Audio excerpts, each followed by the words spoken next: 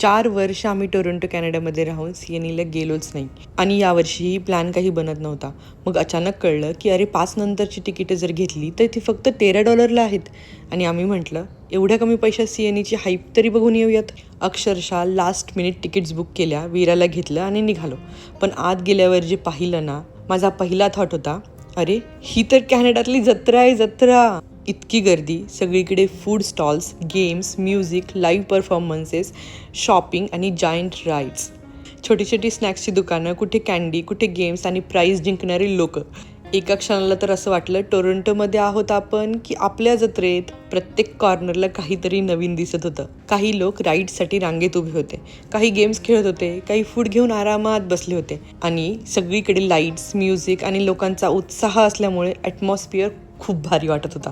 मज्जा म्हणजे आम्ही वीरासोबत स्काय राईड आणि जायंट व्हील पण केलं.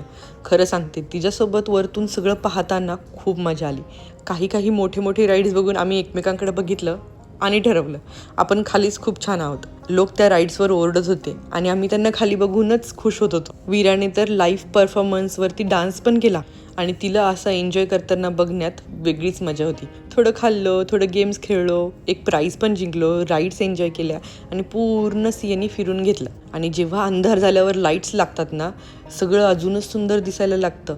तेव्हा तर डोळेच चकाकतात. 4 वर्ष म्हणत होतो कधीतरी जाऊ आणि शेवटी एका रँडम लास्ट मिनिट प्लॅनमुळे CNE पण पूर्ण झालं. मला वाटतं फ्रेंड्स किंवा फॅमिलीसोबत खूप मज्जा करायची असेल ना, तर हा एक्सपिरियन्स नक्की करावा. आता तुम्ही जर टोरंटोमध्ये राहत असाल तर मला नक्की सांगा की CNE ओव्हररेटेड आहे की दरवर्षी जायला पाहिजे.